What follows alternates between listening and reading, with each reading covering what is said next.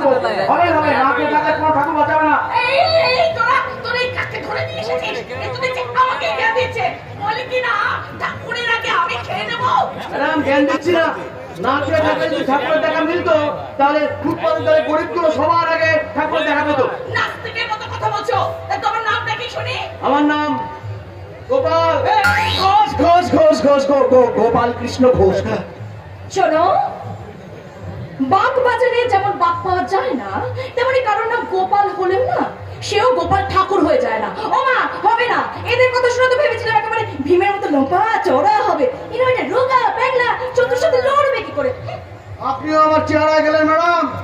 আমায় দেখতে রোগা কিন্তু আমি ভেতরে দারোগা। আমার এই হ্যাকে হাতের থাপ্পড়ে কত মারার করছিলেন। তুমি মানুষ মেরেছো? মানুষ কেন মারবো?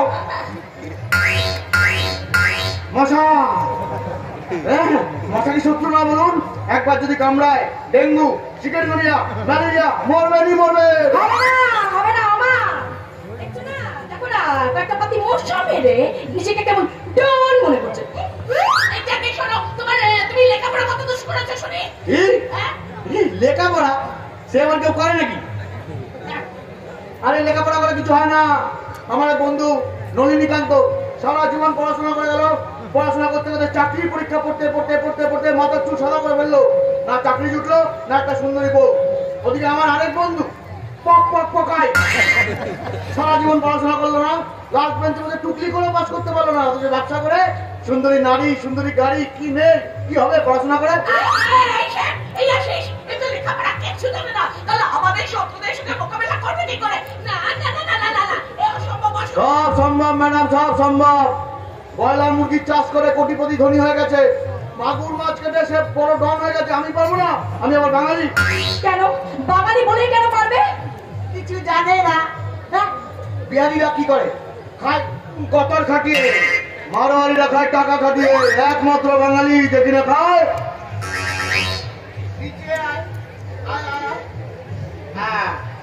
বাঙালি খায় বুদ্ধি খাটিয়ে। শুনছেন রসিয়া, শুনছেন গোপালের কথা শুনছেন? একমাত্র ওই পারে এই বাড়িটাকে আনন্দে কানে মাতিয়ে রাখবে, আর অমত করবে না। বেশ, ওকে বাড়িতে রাখতে পারি, তবে ও যদি আমার সমস্ত শর্তে রাজি হয় তাহলে। শর্ত? কি শর্ত? শর্ত হলো আমার কথার অবজ্ঞা হওয়া যাবে না। আমার প্রত্যেকটি কথা অক্ষরে অক্ষরে পালন করতে হবে।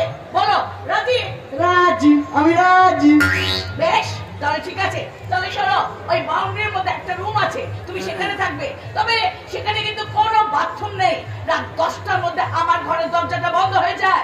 তাই তার আগে রাতের কাজটা তোমাকে সেরে ফেলতে হবে। তারপর কিন্তু আর তুমি কিছুতেই যেতে পারবে না। পাশে ফাঁকা মাঠ আছে? ফাঁকা মাঠ আছে ঠিকই, কিন্তু সেখানে বাউন্ডারিতে তালা থাকে। হ্যাঁ, তাহলে আমার চাপলে আমি কি করবো? চেপে থাকবে। কি চেপে থাকবো? জানবো না আমি কি জিনিস, মুখে দিলেই ফিনিশ। সকালবেলা এসে ঘরটা দেখবে তাহলে বুঝতে পারবে আমি কি মাল। এই দেখে শোনো, আর একটা শর্ত আছে। সেটা হলো এই বাড়িতে তুমি কিছুতেই মোবাইল ব্যবহার করতে পারবে না। মোবাইলও না? একদম না। বলো রাজি? রাজি, আমি রাজি। শোন, আমি বলছিলাম কি, এই চাবিটা ধর, এই চাবিটা নিয়ে গিয়ে ওকে তুই রুমটা দেখিয়ে দে, কেমন? আর তারপর আমি গিয়ে দেখি ওই ঠাকুর মশাইটা এলো কি না।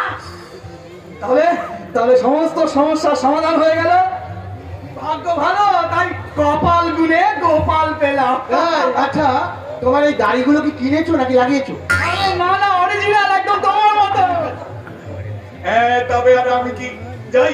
হ্যাঁ, এই গোপাল মন দিয়ে কাজ করবে। আমি যা বলে দিয়েছি সেই মতো চলবে। ওকে, লাভ ইউ ডার্লিং। মা চলো তোমার রুমটা গিয়ে দেখিয়ে আসি। তো শর্তগুলো সব মনে আছে তো? শর্ত? ওগুলো শর্ত না, আম শর্ত বেরোবে পেছন থেকে। মানে আমাশা। কি করবো? কাণ্ড এখনো হয়নি, ঘটবে আজকে রাতে, বুঝতে পারবে। না না না বাবা, তোমায় কোনো কাণ্ড ঘটাতে হবে না। এই শোনো, আমি তোমাকে একটা এক্সট্রা চাবি দিয়ে দেবো, কাউকে বলবে না কিন্তু। হ্যাঁ, না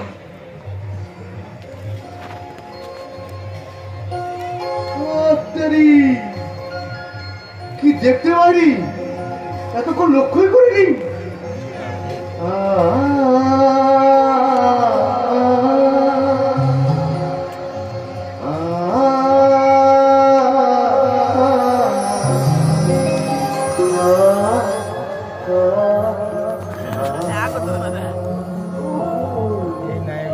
কি গো, আমার মুখের দিকে তাকিয়ে